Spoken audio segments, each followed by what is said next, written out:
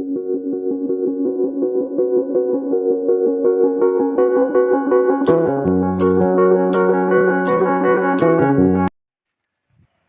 Morning बच्चों। तो इसके पहले वाले वीडियो में हम लोग क्वेश्चन नंबर 6 तक सॉल्व कर लिए थे। आज हम लोग जो है क्वेश्चन नंबर 7 में पहुंच रहे हैं। क्वेश्चन नंबर 7 क्या है आप बुक में लिखते रहे, मैं यहाँ जो है क्वेश्चन रीड कर रहा हूँ।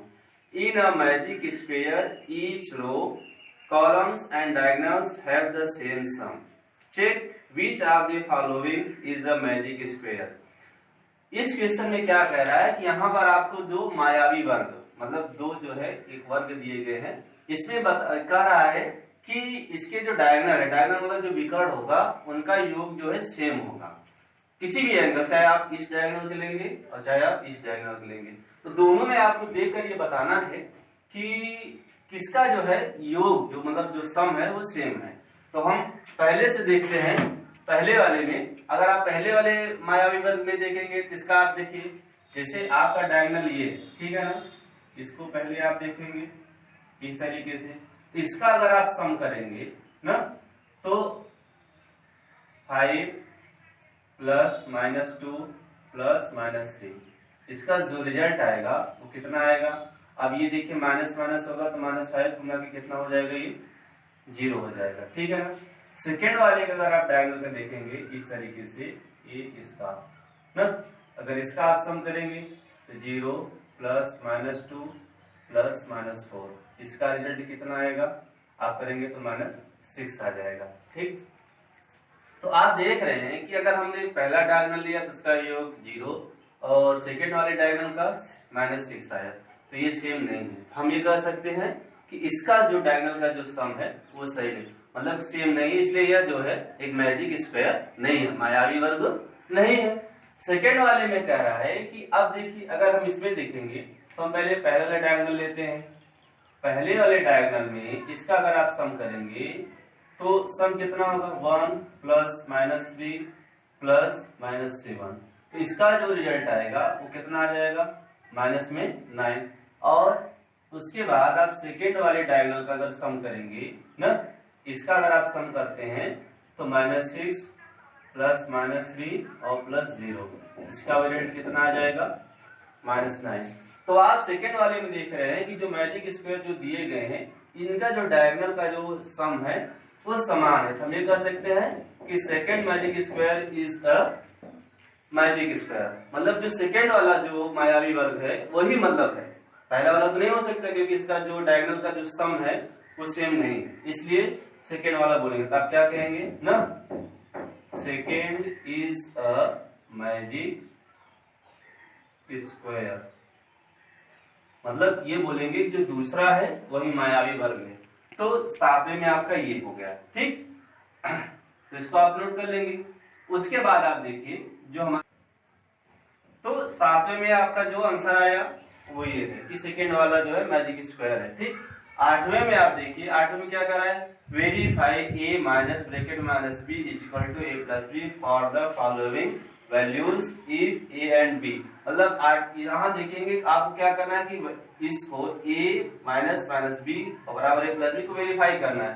नीचे जो है a और b का वैल्यू दिया गया है। हम इसका जो पहला प्रश्न है पहले उसको देखते हैं।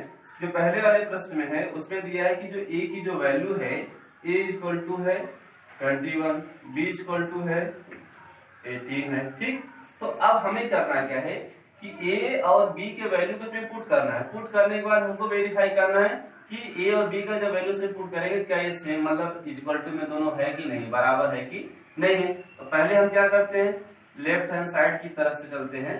तो a माइनस माइनस b दिया है, आप यहाँ इसका वैल्यू रखिए, a की वैल्यू है 21 और फिर माइनस b की वैल्यू है -18, ठीक। उसके बाद 21 माइनस माइनस आप जानते हैं प्लस होता है, तो यहाँ 18 होगा, इसको आप ऐड करेंगे तो कितना हो जाएगा, 8 + 1 9, 1 + 2 3, 39 हो गया, ठीक।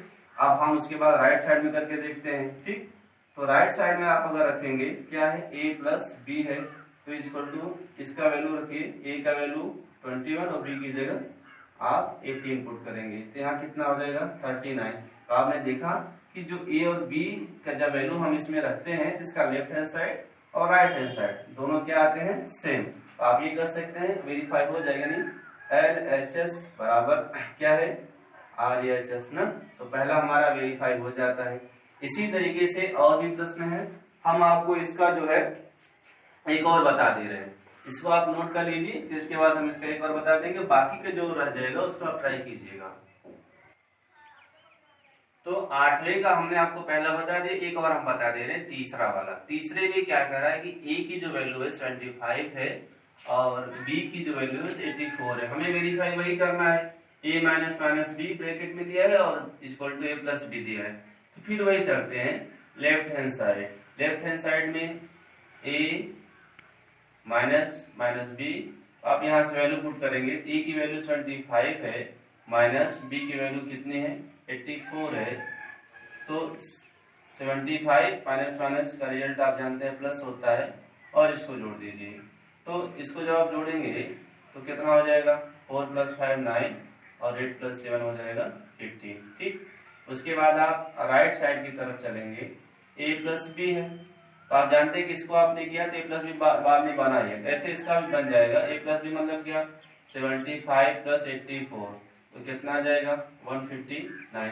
तो आप देख रहे हैं कि लेफ्ट हैंड साइड में भी 159 है, राइट हैंड साइड में भी 159 है। तो हमारा वेरीफाई हो जाता है किसका, जो अगर ए और बी की वैल्यू पुट करेंगे तो left hand side is equal to right hand side, दोनों क्या है, इक्वल है। ये वेरीफाई हो गया इस तरीके से। तो बाकी का जो हमने जो दूसरा और चौथा जो छोड़ा है उसको आप सॉल्व कर लीजिए, कोई दिक्कत नहीं होगा, वो भी इजी ही है। इसके बाद हम लोग बढ़ते हैं 9वें क्वेश्चन की ओर। 9वें क्वेश्चन में क्या करा है, इसको आपने पहले से भी किया होगा शुरुआत में, जैसे 1 में 2 में 3 में भी वहां बताया कि कौन संख्या छोटी है कौन सी बड़ी है कौन इक्वल है, तो आपने किया था, उसमें कोई दिक्कत नहीं। लेकिन ये थोड़ा सा पूर्णांकों का है, तो आपको ध्यान देना पड़ेगा कि आपको जो चीज लगेगा कि नहीं ये बड़ी हो सकती है, जरूरी वो बड़ी ही होगी, वो छोटा भी हो सकता है। अभी छोटा लग रहा है आपको बड़ा हो सकता है, इसमें खेल सिंबल का है, मतलब खासकर साइन का, वो भी प्लस और माइनस का, आपको विशेष ध्यान देना पड़ेगा, और कोई समस्या इसमें नहीं होगी आपको। तो आप समझिए इसमें हमें क्या करना है कि कह रहा है कि हमारे तरफ मतलब इस बॉक्स के राइट और लेफ्ट में दो पूर्णांक दिए गए हैं, दोनों का रिजल्ट क्या होगा उसको देखकर आपको बताना है किस तरफ हमको जो है ये वाला सिंबल यूज करेंगे कि ये यूज करेंगे या इक्वल टू का सिंबल यूज करेंगे, वो तो सॉल्व करने के बाद ही पता चलेगा। अब जैसे हम पहला देखते हैं, पहले को समझिएगा।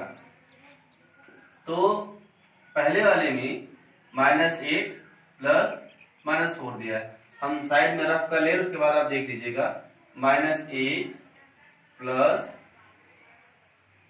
-4 दिया है।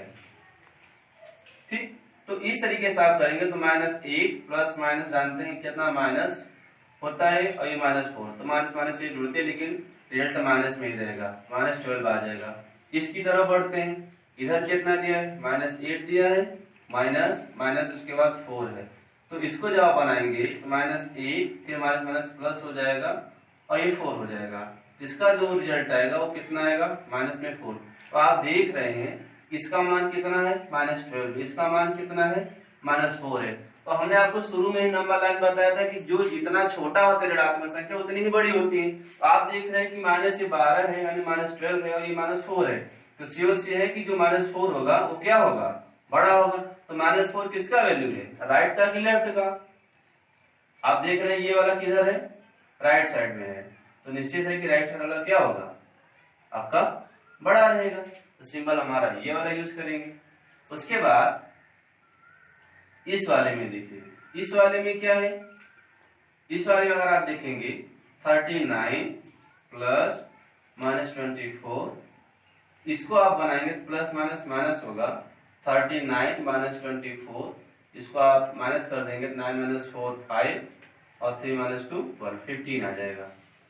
सॉरी गड़बड़ हो गया, ये 11 भी है, 11 छूट गया जो है। 39 + -24 + 11, तो 39 + -24 फिर +11। इसमें क्या करेंगे, पहले प्लस प्लस को ऐड कर लेते हैं, तो 1 और 9 10 हो जाएगा, 3 और 1 और 3 4 होगा, एक कैरी लेके कितना हो जाएगा 5, 39 और +11 जो है 50 हो जाएगा। इसमें से आपको -24 कर देना है, तो आपका जब 50 में से -24 करेंगे तो 26 होगा। यानी इस तरफ की जो वैल्यू है वो 26 है। अब इस तरफ का देख लेते हैं वो कितना होगा। अगर इस तरफ का आप देखेंगे तो कितना होगा 36 प्लस माइनस 52 माइनस माइनस 36, तो 36 plus minus minus 52 minus minus plus 36, 36 और 36 जोड़ेंगे तो कितना होगा 72, ये माइनस 52 है तो 2 में 2 माइनस करेंगे 0, 7 में से 5 जो है माइनस करेंगे कितना हो जाएगा 2। तो देखिए इस तरफ का जो वैल्यू है वो 20 आया लास्ट में सॉल्व करने के बाद, और इस तरफ का 26, तो 26 श्योर है कि 26 जो है बड़ा होगा। तो अगर ये बड़ा है तो मुंह किधर खुलेगा, इस तरफ वाला। तो ऐसे ही बाकी का जो बी सी और ई एफ जो और भी क्वेश्चन दिए गए हैं, आप उसको बगल में क्या करना है, आपको रफ कर लीजिएगा। रफ करने के बाद देख लीजिएगा किस साइड का बड़ा है, राइट का बड़ा है कि लेफ्ट का। जिधर का बड़ा होगा वही सिंबल आपको यूज करना है। अगर जैसे राइट और लेफ्ट दोनों सेम वैल्यू आते हैं तो आपको करना है क्या है, वहां पर इक्वल का साइन जो है यहाँ पे पुट कर देना है, इस तरीके से। इसके बाद आपके बाद हम इसको आप नोट कर लीजिए, तब हम नेक्स्ट क्वेश्चन बताते हैं। चलिए बढ़ते हैं हम लोग 10वें प्रश्न की ओर। 10वें प्रश्न में मैं समझा दे रहा हूँ प्रश्न क्या है। प्रश्न मैंने आपको बताया था, आप अपने सामने बुक रखे रहिएगा और उसमें लिखा हुआ है, और बहुत लंबा प्रश्न अगर हम देखेंगे तो बहुत लंबा समय लगेगा और यहाँ जगह उतना है नहीं, तो समझ जाइए कि क्या कह रहा है। यहाँ सिचुएशन ये है कि 9 सीढ़ी बनी हुई है। 9 सीढ़ी पर उसमें क्या है कि 9वीं सीढ़ी का जो ये पायदान है उसके बाद यहाँ पानी है, यहाँ जो है पानी है, और एक जो है मंकी यानी बंदर जो है यहाँ पे जो स्टार्टिंग सीढ़ी है यहाँ पर वो बैठा हुआ है। ठीक, इस तरीके से। अब उसमें हमारा जो इसका जो पहला प्रश्न है, पहले प्रश्न में जानते हैं क्या कह रहा है कि बंदर पहला छलांग लगाता है तो 3 सीढ़ी चलाता है, उसके बाद अगली बार में फिर वो 2 सीढ़ी जो है ऊपर जाता है, फिर उसके बाद कह रहा है फिर 3 सीढ़ी नीचे की ओर जाएगा और फिर 2 सीढ़ी ऊपर की ओर। तो ये कह रहा है कि कितने छलांग के बाद जो है वो पानी में यहाँ पहुंचेगा। सिचुएशन ये है। तो आप ये समझिए, अगर वो यहाँ से, जैसे यहाँ बंदर है, अगर वो पहला छलांग लगाएगा तो कह रहा है 3 सीढ़ी, मतलब 1 2 3, ये यानी पहले छलांग में वो यहाँ आएगा। ये आपका पहला, उसको आप नोट करते चलिए।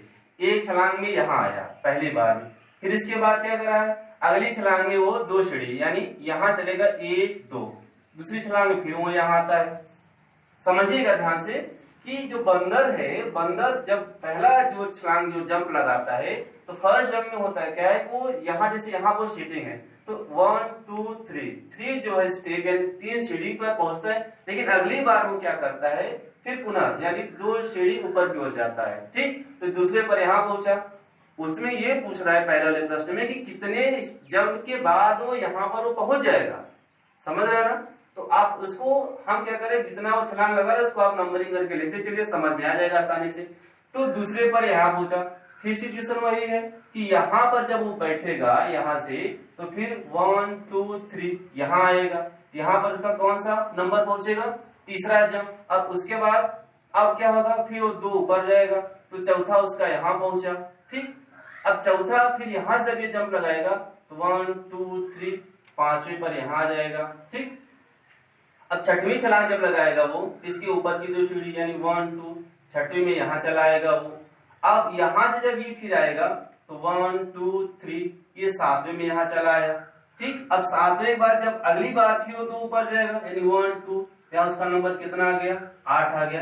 अब यहाँ से फिर जाएगा 1 2 3, यहाँ कौन सा पहुंचा उसका, 9वां पहुंच गया। अब 9वें के बाद फिर ऊपर जाएगा यानी 1 2, यहाँ उसका कौन सा नंबर पहुंचा, 10। अब उसके बाद ध्यान दीजिएगा यहाँ यानी 10 स्टेप उसके यहाँ यानी 10 जंप उसके हो गए। अब 10 जंप के बाद जब यहाँ से फिर से यहाँ से जब ये कूदेगा तो 1 2 3, ये पानी वाली सतह पर ये पहुंच जाएगा, यानी ये जंप नंबर 11 पर जो है वो पानी। इसके बाद से कूदने की आवश्यकता क्या है, जब वो पहुंच गया तो फिर थोड़ी ना ऊपर जाएगा।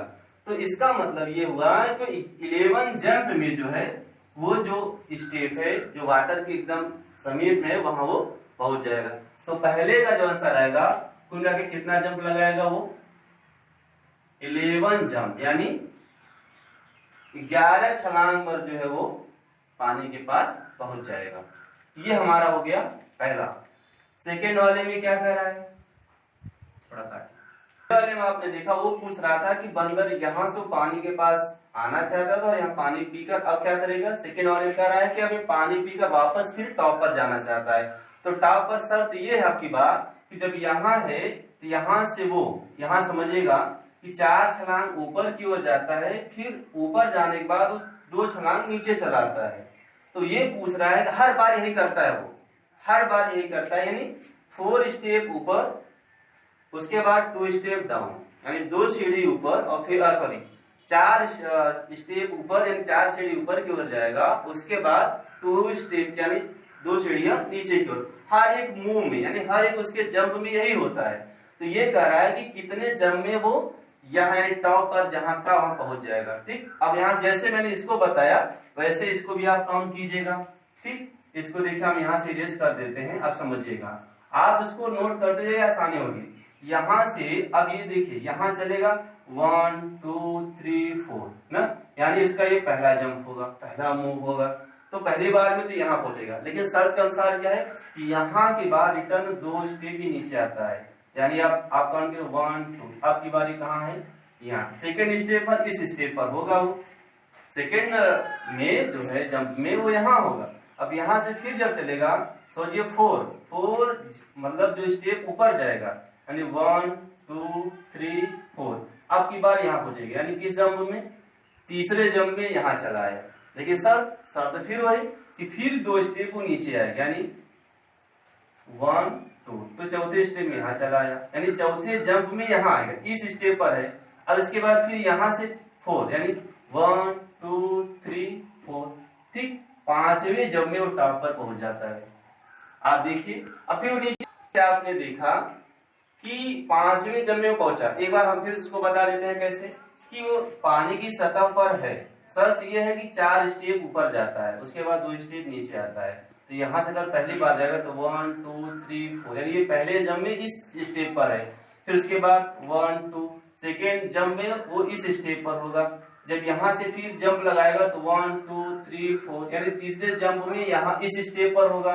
उसके बाद फिर जो है 2 स्टेप नीचे आएगा 1 2, तो चौथे जंप में यहाँ होगा, फिर जहाँ पहले पे था चौथे पर वहीं पहुंचेगा। अब यहाँ से फिर जब जंप लगाएगा तो 1 2 3 4, अब ये जो टॉप पर यहाँ पे ये पहुंच जाएगा, यानी वो पांचवें जंप में जो है टॉप पर पहुंच जाएगा इस तरीके से।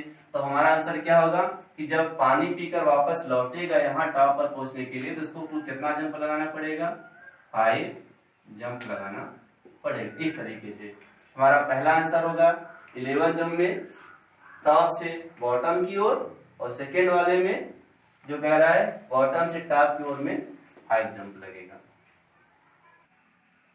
तीसरे वाले में क्या कह रहा है कि जो मंकी है वो जितना स्टेप नीचे की ओर जाता है उसको हमको दिखाना नेगेटिव इंटीजर में, और उसके बाद जब बॉटम से टॉप की ओर चलेगा यानी ऊपर की ओर बढ़ेगा तो उसको हमको पॉजिटिव इंटीजर में दिखाना है। तो उसने क्या किया है इसमें कि जब पहली बार वो ये देखिए -3 + 2, तो कितनी बार में ये हमारा -8 आएगा, उसको हमें लिखना है। जो जंप उसने किया है उसको हमें दिखाना है। कुल कितना जंप किया उसने, 11। पहले वाले में समझिएगा ध्यान से। अब यहां से अगर आप करेंगे तो पहला वाला नीचे, जो पहले वाले क्वेश्चन में आप देखेंगे तो पहले नीचे जा रहा है, 3 नीचे फिर 2 ऊपर, इसलिए पहले को नेगेटिव में दूसरे को पॉजिटिव में। यहां से इसके बाद आप समझेंगे जैसे ये अब माइनस के बाद किसका नंबर आएगा, -3 + 2, ठीक, उसके बाद फिर माइनस क्या होगा यहाँ पे 3 होगा, फिर +2 होगा, फिर -3 होगा, फिर +2 होगा, फिर -3 होगा, फिर +2 होगा। अब इसको काउंट के लिए 11 हुआ कि नहीं हुआ, 1 2 3 4 5 6 7 8 9, और इस फिर प्लस किसका नंबर आएगा 2 का 10 हो गया, फिर यहाँ से कितना आ जाएगा -3। आप इसको जब जोड़ेंगे या पूरा जिसको जोड़ने के बाद घटाएंगे जो भी करेंगे तो देखें -1 आ जाएगा। देखिए जैसे पहले हम नेगेटिव वाला लेते हैं इंटीजर, जैसे 1 2 3 4 5 6, आप देखिए ना पूरा 11 हुआ है, 1 2 3 4 5 6 7 8 9 10 11। उसके बाद 2 वाला पॉजिटिव लेते हैं, यहाँ से ये इसको और इसको, ठीक। अब आप देखिए माइनस वाला कितना है, तो 1 2 3 4 5 6 है, तो माइनस यहाँ कितना हो जाएगा 18। अब पॉजिटिव वाला देखेंगे 1 2 3 4 5, तो कितना हुआ 10 हो जाएगा। तो जब आप इसे हल करेंगे तो कितना आ जाएगा -8। अब इसके बाद वो कह रहा है कि -8 जो है वो कह रहा है कि डाउन, पहले वाले में डाउन हो रहा है। अब पहले बी को सॉल्व करके तब फिर समझाते हैं। अब इसमें भी क्या कर रहा है कि बी वाले में 4 पहले ऊपर गया है तो ऊपर के लिए पॉजिटिव, फिर 2 नीचे आता है तो नीचे के लिए हमने आपसे कहा ना कि वो निगेटिव, तो यहाँ से फिर प्लस के बाद 4 आएगा, फिर -2 और फिर प्लस कितना आ जाएगा 4। अब यहां से जब पॉजिटिव इंटीजर लेंगे इसका मान आएगा +12 और इसका जो आएगा -4 आएगा। आप घटाएंगे कितना आ जाएगा 8 आ जाएगा। तो और ये क्या कह रहा है, ये कह रहा है कि अगर -8 है वो डाउन होगा तो +8 क्या होगा, अगर ये डाउन है तो 8 जो है एबव की ओर जाएगा, ऊपर की ओर जाएगा। ये पॉजिटिव है ना इसलिए इसको डाउन और 8 को हम क्या कहेंगे एबव, ये ऊपर की ओर जाएगा। इस तरीके से हमारा पहला एक्सरसाइज यहाँ पर फाइनल हो जाता है। और हमने जितनी भी इसमें बातें थी मैंने आपको बता दिया, समझा दिया। इसके बाद फिर अगला जो आपका टॉपिक होगा, जो एक्सरसाइज होगा, उसको हम समझाने के बाद अगले वीडियो में भेजेंगे। और मेरे आपसे अनुरोध यही है कि आप इसको ध्यान से देखकर और रेगुलर जो है अभ्यास करते रहें और समय का सदुपयोग करें, टाइम वेस्ट ना करें।